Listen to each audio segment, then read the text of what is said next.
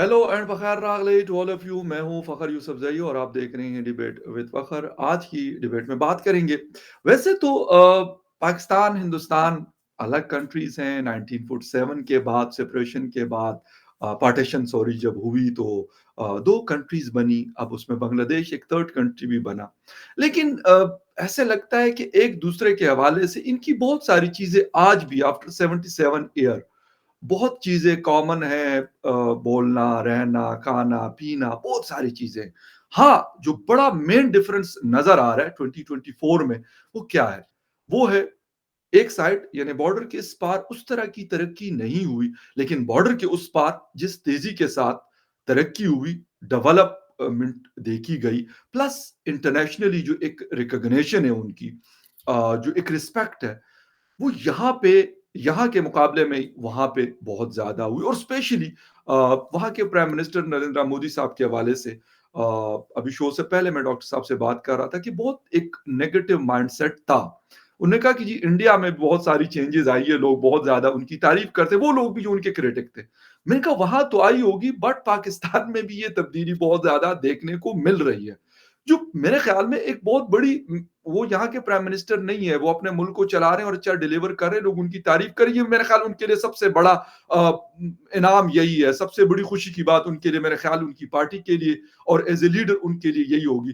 But जब आपका वो मुल्क जो कहते हैं कि जी हमारे साथ 4 जंगें लड़ चुका है, हमसे अलग हुआ है, बहुत सारी चीजें ऐसी है जो एक हालांकि एक के साथ बहुत सिमिलरिटीज भी है, लेकिन एक दूसरे के साथ बहुत सारे डिफरेंसेस भी है। इसके बावजूद अगर वहां तारीफ होती है, तो मेरे ख्याल में वो सबसे बड़ी चीज नजर आती है। और I hope so and I think so कि मोदी साहब भी इससे बिल्कुल बाखबर होंगे। अगर नहीं होंगे तो हम बात कर लेते हैं। आज हमें ज्वाइन कर रहे हैं काफी दिनों के बाद डॉक्टर अंकित शाह साहब हमें ज्वाइन कर रहे हैं, एनालिस्ट हैं और मुख्तलिफ चैनल्स पे आप उनको देखते रहते हैं। डॉक्टर साहब, thank you very much for joining my show. जय श्री राम। बहुत शुक्रिया, नमस्ते आपको कहते हैं और वेलकम टू द शो कहते हैं। डॉक्टर साहब, ये वाली चीज यानी मैं भी एक स्टेटमेंट पढ़ रहा था, ये एक शायद कांग्रेस की है, शोभा डी। वो बड़ी क्रिटिक रही नरेंद्र मोदी साहब की, लेकिन उसके बाद अभी वो कहती है कि वो द मास्टर ऑफ यूनिवर्स कहा उन्होंने। मैं ये नहीं कहता कि उनको ये कोई नहीं कह सकता, मोदी साहब को, ये बात नहीं है। लेकिन जब के अपोजिशन के लोग आपको ये कहना शुरू कर देते हैं, तो फिर एक अपनी पार्टी के लोग तो कहते रहते हैं। मतलब अगर मैं किसी पार्टी को सपोर्ट करता हूं, आप किसी पार्टी को सपोर्ट करते हैं, तो लाजमी सी बात है आप उनको आप पसंद करते हैं तो आप उनकी तारीफ भी करेंगे। लेकिन अगर हम उसकी तारीफ करें जो हम कहते हैं नहीं इसके साथ हमारे बड़े डिसएग्रीमेंट्स है, बड़े डिफरेंसेस है, लेकिन इसके बावजूद ही बंदा बड़ा तगड़ा है, क्या कैसा देख रहे हैं आप इसको? देखिए, ये बात तो पहले से अब एस्टैब्लिश हो चुकी है कि मोदी जी ग्लोबल लीडर है। या और ना सिर्फ पॉपुलैरिटी टर्म्स में भी, अगर आप कोई वैश्विक पॉल करवा लो, राइट, तो भी उसमें सारे लीडर्स में से मतलब P5 कंट्रीज भी पीछे रह जाएगी। यू तो राइट। उसमें तो अब कोई डाउट ही नहीं है, बिकॉज जिस प्रकार की डिलीवरी रही है पिछले 9 सालों में, उनका जो टर्म 2014 से जो स्टार्ट हुआ था, तो बड़े बड़े मैक्रो इकोनॉमिक चेंजेस। और हमें क्रेडिट भी देना पड़ेगा कि उनकी टीम भी ऐसी चुनी गई है जो ऐसा डिलीवर कर पा यू रही। राइट। तो लीडरशिप तो है, पर अगर टीम ना मिले तो भी नहीं हो सकता। तो बेशक। मानना पड़ेगा कि जिस डिसिप्लिन में विदाउट एनी करप्शन चार्ज पहली बार भारत के इतिहास में, मैं तो बोलता हूं पूरे वर्ल्ड के पॉलिटिक्स के इतिहास में पहली बार ऐसा गवर्नेंस जिसके ऊपर आप उंगली उठा के ये नहीं बोल सकते कि 1 रुपया भी चोरी हुआ है। You right.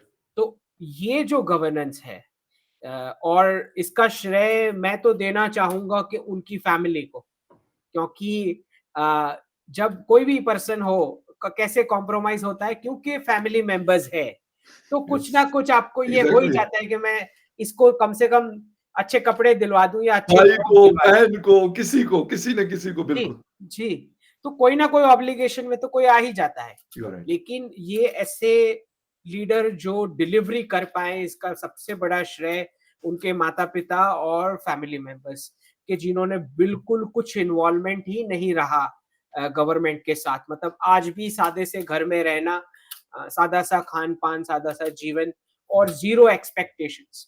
You right. In fact in fact Modi ji जब प्रणाम करने भी जाते हैं माता जी के पास, जब जाते थे, अब तो जी नहीं है बिल्कुल, जी माता जी, बिल्कुल, बिल्कुल, अ, बिल्कुल। तो उनसे कुछ गिफ्ट लेके आते थे माता जी से। उन्होंने नहीं दिया है अभी तक कुछ। तो ये जो और ये तो है ही हमारे में संस्कारों में कि बड़े जो हैं वो देते हैं आशीर्वाद के साथ।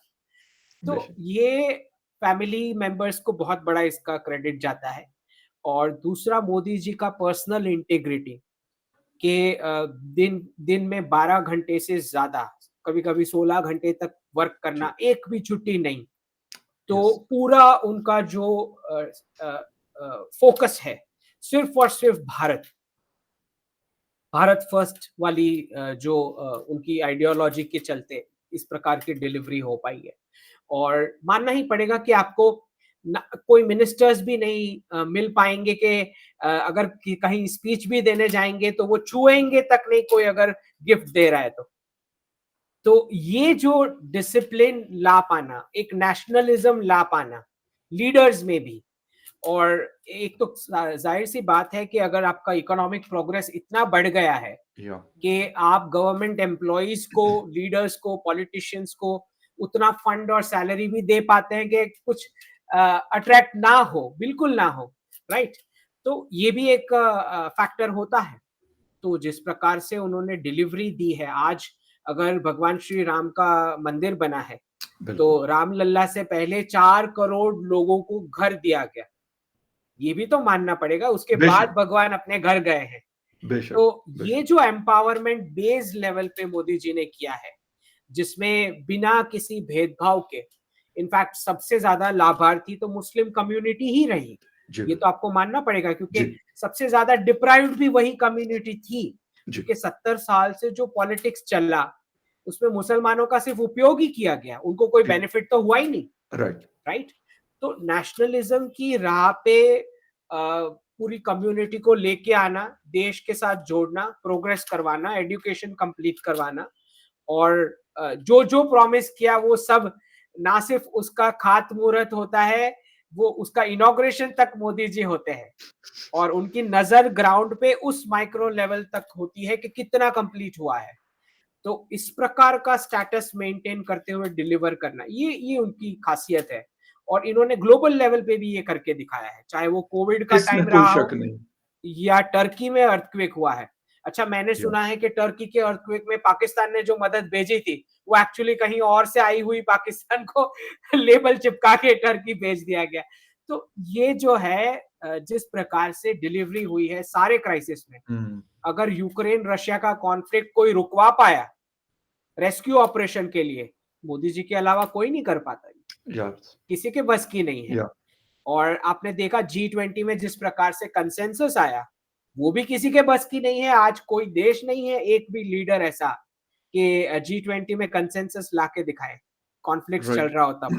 बिल्कुल, तो ये एक उनकी पर्सनल लीडरशिप, टाइम का इन्वेस्टमेंट, और उस प्रकार के चुने गए सिलेक्टेड टीम मेंबर्स जो ये डिलीवरी लाके देते हैं। तो मानना ही यू आर पड़ेगा राइट। आपको कि बड़े-बड़े जियोपॉलिटिकल जो ग्रुपिंग्स हैं, हर जगह मोदी जी को माना जाता है as a statesman. Absolutely right. अच्छा डॉक्टर साहब अभी रिसेंटली म्यूनिख में सिक्योरिटी कॉन्फ्रेंस रही और डॉक्टर जयशंकर साहब भी पाकिस्तान में बड़े फेमस है बाय द वे। वैसे तो ये दोनों दोनों जो प्राइम मिनिस्टर आप लोगों के मोदी जी एंड शंकर साहब डॉक्टर शंकर साहब दोनों की बड़ी पॉपुलैरिटी मैं आपको सच बता रहा हूँ कि वाक़ई में बहुत ज़्यादा है। तो उन्होंने मतलब जिसे कहते हैं ना कि वो कहते हैं कि इंडिया को कोई परेशानी नहीं है, ठीक है? दुनिया में बहुत कुछ चल रहा है, बट इंडिया स्टेबल और इंडिया अपना रोल प्ले कर रहा है। कितना बड़ा यानी आपने ग्लोबल मैटर्स की बात की, आपने यूक्रेन की बात की, इज़राइल के ऊपर भी इज़राइल हमास या इज़राइल फ़लस्तीन इश्यू के ऊपर भी हमने उनको देखा। ईरान सऊदी अरेबिया के ऊपर भी हमने उनको देखा। बाकी जो वर्ल्ड डिस्प्यूट्स है, अफ़गानिस्तान के ऊपर भी हम देखते रहते हैं। हालाँकि बॉर्डर नहीं कोई शेयर करता है इंडिया डायरेक्टली उनके साथ बट कहीं न कहीं इन्वॉल्वमेंट रहती है। कितना बड़ा रोल है डॉक्टर जयशंकर जी का आपने टीम की बात की तो मुझे मतलब मैं दूर बैठा हुआ शख्स हूँ, लेकिन मुझे लगता है कि वो बड़े की प्लेयर हैं उनके टीम के। जी, बिल्कुल जयशंकर जी, पूरी टीम ही ऐसी है। इनफैक्ट हर एक मिनिस्टर का मतलब आप मानोगे नहीं, रोड रोड मिनिस्ट्री का जो है एयर मिनिस्ट्री के साथ कंपटीशन चलता है, एयर मिनिस्ट्री का दूसरे इंफ्रास्ट्रक्चर के साथ चलता है।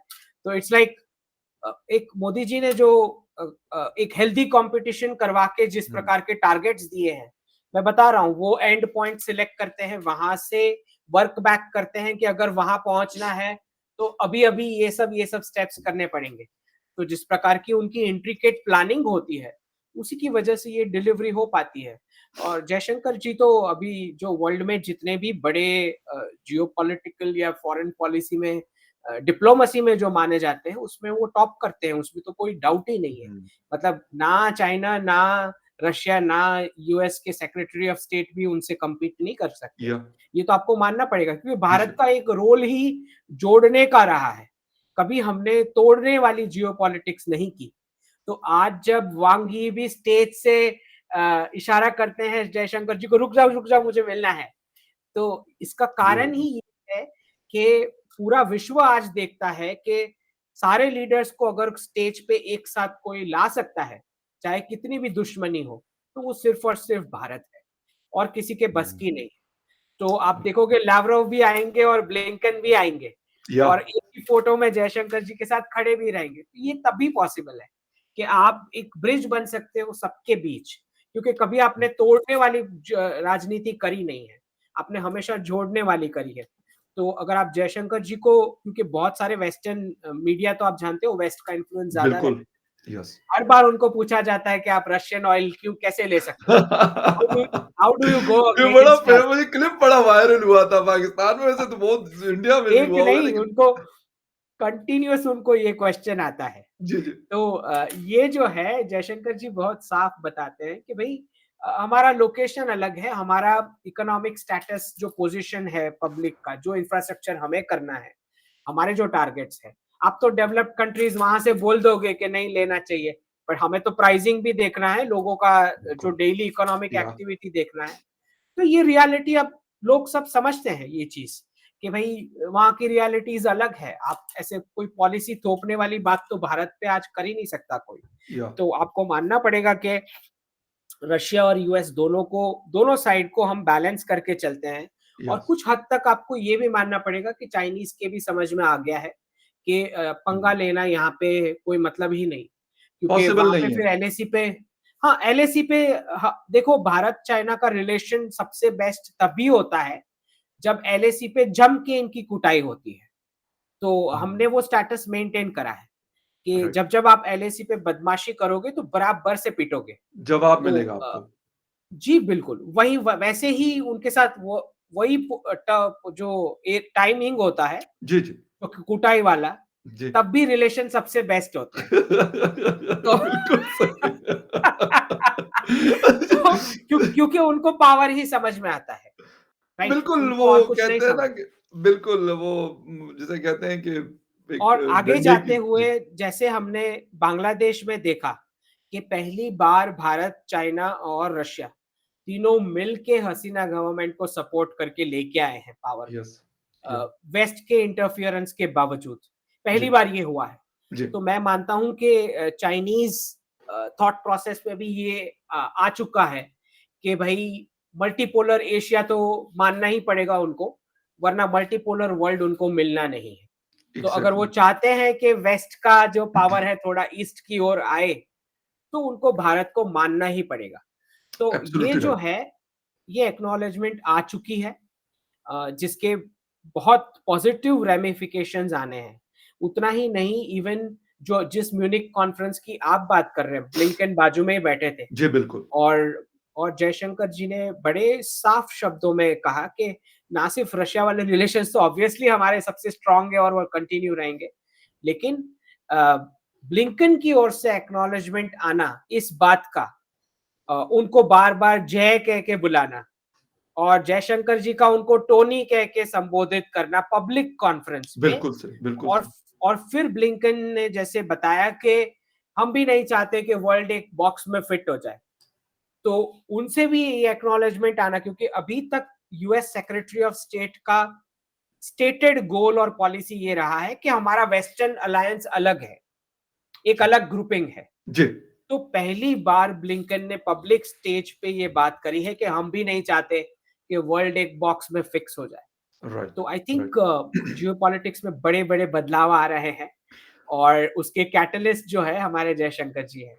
बिल्कुल सही। अच्छा डॉक्टर साहब मतलब डू यू एग्री कि वेस्ट से जो पावर वो है पावर हाउस है that is shifting toward the east यानी हमारे एशिया में आ रहा है और आपने चीन का नाम लिया और हिंदुस्तान मतलब कोई करने की कोशिश भी करे आप कहते हैं ना कि इग्नोर कर क्या नहीं जा सकता ना वो एक मतलब जिसे कहते हैं ऐसी रियलिटी है जिस तरह दिन को सूरज निकला हुआ है तो आप उसको कैसे डिनाई करेंगे कि नहीं ये रात के 12 बज रहे हैं ऐसा तो नहीं।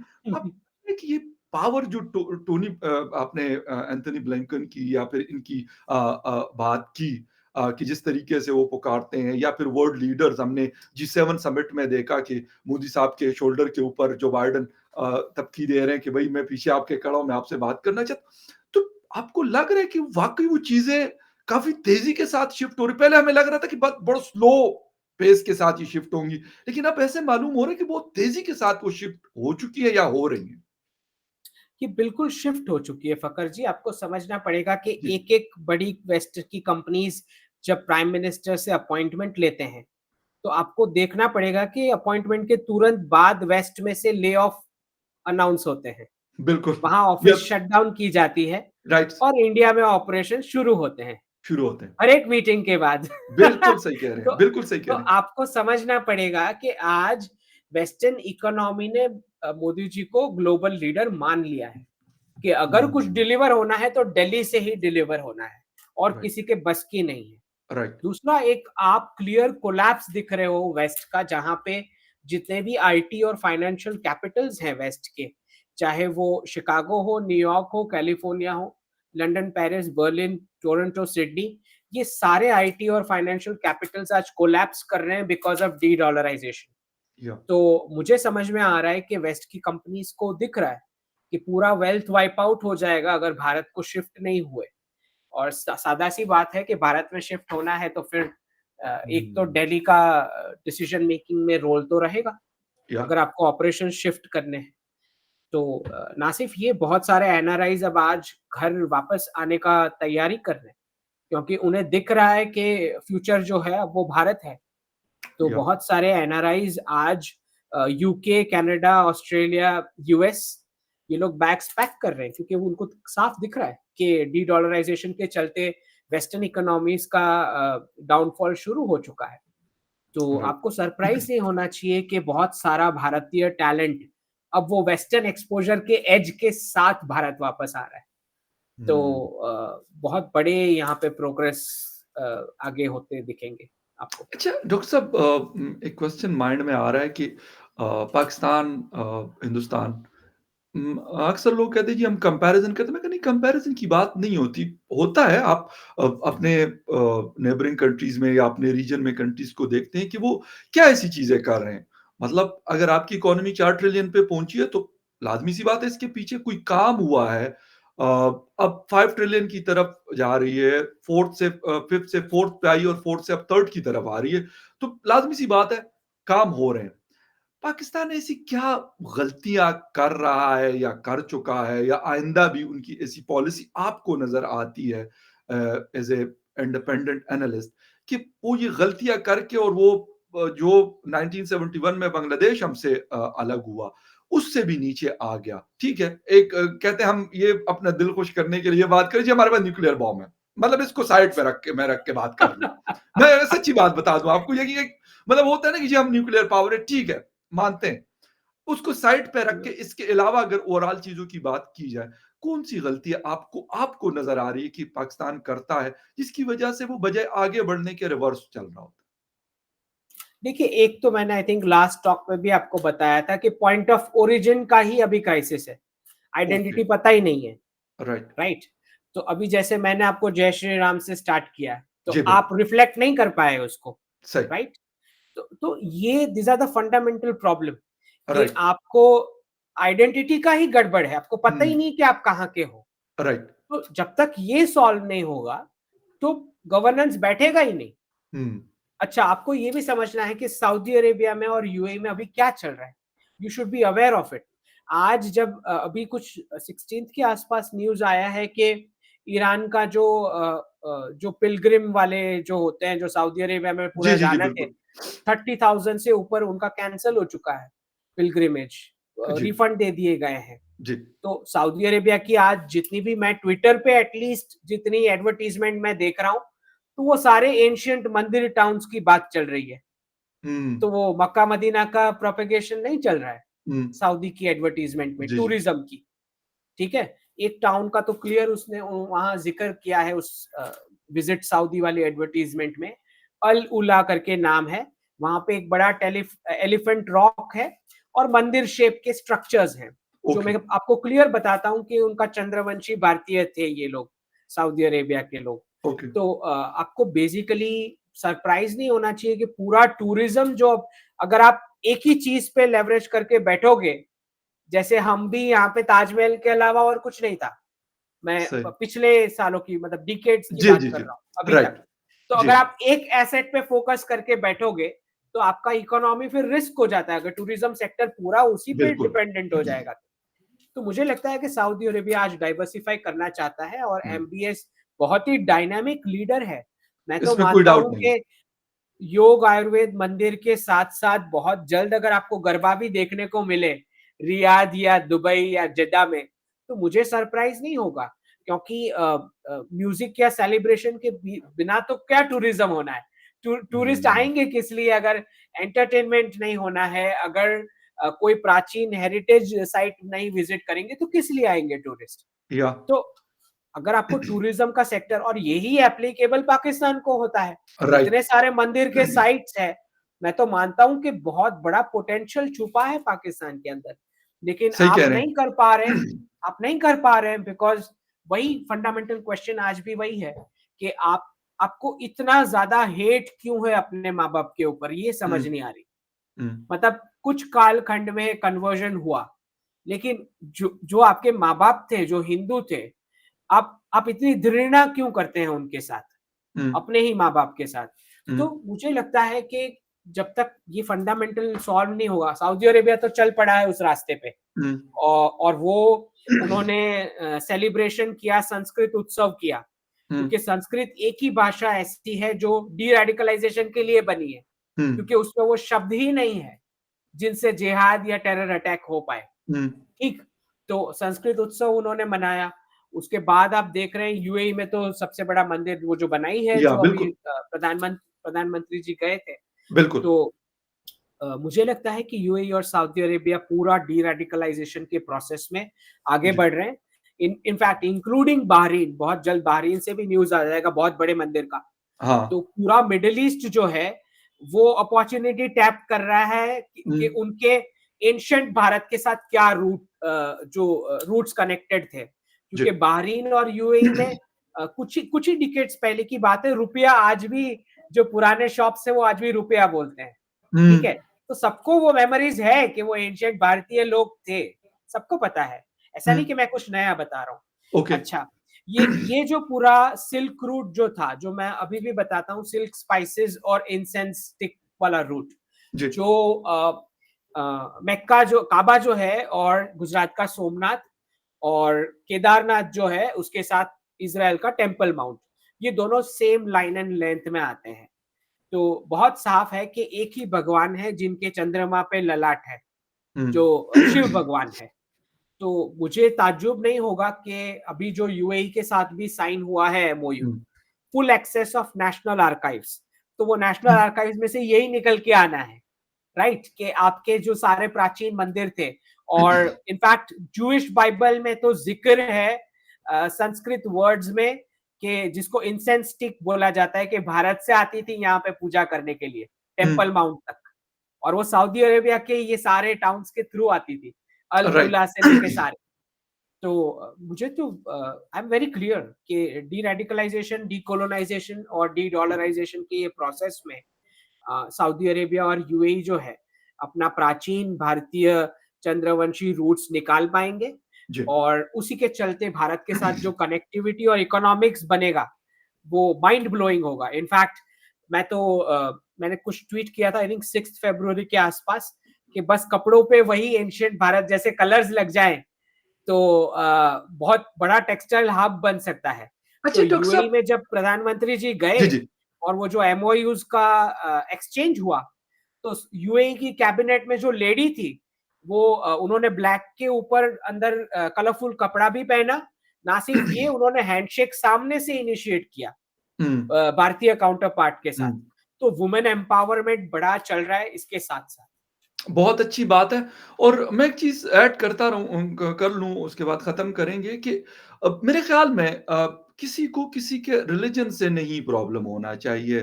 जो जिसको फ़ॉलो करता है, यानी सऊदी अरेबिया, अब सारे मुस्लिम वर्ल्ड 58 कंट्रीज़ हैं, सब तकरीबन मतलब उनको फ़ॉलो करते हैं, उनकी चीज़ों को। अगर कोई बात होती भी, कहते हैं यार सऊदी अरेबिया में तो ऐसा नहीं है। तो अगर वहाँ पे एक अच्छा चेंज आता है, अभी तक नहीं था, अगर अभी आता है तो मेरे ख्याल में उसका इम्पैक्ट कहीं न कहीं दूसरे जो मुस्लिम वर्ल्ड है उसमें भी नज़र आएगा, और होना भी चाहिए। Positive changes is always good for all the societies. और जहाँ तक बात है, मैं तो कहता हूँ, मैं एक बात करता हूँ अक्सर डॉक्टर अभिषेक मिश्रा साहब के साथ, ज़बरदस्त भाइयों जैसा उनके साथ ताल्लुक है, तो उनको मैं कहता हूँ डॉक्टर साहब, मैं कहता हूँ कि दूसरे वाले को छेड़ो नहीं, अपने वाले को छोड़ो नहीं। और सबसे बड़ी बात ये होती है कि ये कहना रिस्पेक्ट, सबसे मैं कहता हूं कि कोई किसी भी रिलीजन का फॉलोअर है, वो दूसरे को रिस्पेक्ट दे, उसी तरह रिस्पेक्ट दे जिस तरह वो कहते हैं कि मुझे देना चाहिए। अगर मैं एक्सपेक्ट करता हूं डॉक्टर अंकित शाह साहब से, तो मेरे ऊपर भी ये रिस्पॉन्सिबिलिटी आती है कि मैं डॉक्टर अंकित साहब की उन चीजों की रिस्पेक्ट करूं। वो उनका एक पर्सनल चीज है, वो जिस तरीके से उसको फॉलो करते हैं, मुझे उसको बिल्कुल नहीं छेड़ना चाहिए किसी भी सूरत। लेकिन और अगर ये चीजें प्रखर जी, जी इसमें इसमें प्रॉब्लम कहाँ पे आ रही है वो मैं आपको बताता हूँ। सर। प्रॉब्लम यहाँ पे है कि जब माइक से वो अजान आती है जी, जिसमें बोला जाता है कि एक ही है भगवान, सिर्फ जी, अल्लाह, जी, बाकी बाकी सारे सही भगवान नहीं है। जी, ये जो रिजेक्शन आता है ना दिन में 5 बार, इसका आई थिंक गलत अंडरस्टैंडिंग से दुरुपयोग हुआ है। आपके कुछ जो क्लेरिक्स होते हैं जो जी। डॉक्ट्रिनेट करते हैं इन सब चीजों का, तो मुझे लगता है कि वहां पे ये स्टक हो रखा है कि we are the chosen people, बाकी सबके भगवान गलत है। नहीं खैर, तो मैं डॉक्टर साहब, क्योंकि रिलीजन के ऊपर मैं बहुत ज़्यादा इसलिए नहीं जाता, आई एम सॉरी, लेकिन उसकी वजह एक मैं आपको बता दूँ। मतलब इफ आई एम अ मुस्लिम, मुझे पता है, मतलब एक नॉर्मल सा इंसान जो होता है कि मतलब मैं आपको अगर ये बताऊँ कि नहीं, नहीं मुझे तो इसका ये पता है, मुझे उस चीज़ों का इतना नहीं है। जहाँ तक बात है इन चीज़ों की, तो वो मैंने कहा कि सऊदी अरेबिया को ज़्यादा फॉलो किया जाता है, ज़्यादा उनकी एग्ज़ाम्पल दी जाती है कि भई ऐसा है, वैसा है, फलाना-ढिमका है। हालाँकि मैं कहता हूँ कि आपकी जो लोकल सोसाइटी होती है, हमारी लोकल सोसाइटी है, अरबों से टोटली डिफरेंट है। ठीक है, रिलिजन का इम्पैक्ट हो सकता है, लेकिन बाकी सब चीज़ें मुख्तलिफ हैं। उनका खाना, उनका बोलना, हमें अरबी कितने लोगों को पाकिस्तान में समझ आती है? अरबी कितने लोगों को हिंदुस्तान में समझ आती है? बांग्लादेश में कितने लोग अरबी बोल सकते हैं? मतलब ये 3 की मैं एग्ज़ाम्पल दे रहा हूँ। अफ़गानिस्तान में कितने लोग अरेबिक बोल सकते हैं? लेकिन क्योंकि ज़्यादातर हालाँकि उनके मदरसे के बहुत सारे लोग पढ़े हुए हैं, लेकिन नहीं आती सबको, अरेबिक नहीं आती, हमें भी नहीं समझ आती, सच बात ये है। बट मैंने कहा कि एक आपके सोसाइटी का अपना एक, जिसे कहते हैं कि एक आपकी लोकल सोसाइटी होती है आपकी कंट्री की, उसके ऊपर कल्चर जो होता है, एग्ज़ैक्टली। बिल्कुल। और उसी को मेरे ख़्याल में फ़ॉलो करना चाहिए। रिलिजन आपका एक दूसरा मैटर होता है, आप उसको अपने तरीके से लेके चलें, लेकिन दूसरे के ऊपर उसको इम्पोज़ करना और ये कहना कि नहीं जी डॉक्टर अंकित शाह साहब तो बिल्कुल गलत है और फ़खर यूसुफ़ज़ई साहब बड़े बिल्कुल सही है। ये बात जब हम ये निकालेंगे साइड से, फिर मेरे ख़्याल बहुत सारी चीज़ें और बेहतर हो जाएँगी, जिस तरह डॉक्टर साहब ने उसका ज़िक्र भी किया, मिडल ईस्ट का और बाकी चीज़ों का, और पाकिस्तान के हवाले से भी उन्होंने बात की। डॉक्टर साहब, once again thank you very much, आपके टाइम का बहुत शुक्रिया। आपने शो जॉइन किया, होपफुली आइंदा भी ये हमारा जो सिलसिला है ये चलता रहेगा। And thank you very much viewers for watching debate with Fakhar Yusufzai. किसी और डिबेट में फिर मिलेंगे, तब तक के लिए टेक केयर एंड बाय। धन्यवाद। बहुत शुक्रिया डॉक्टर साहब, थैंक यू, धन्यवाद।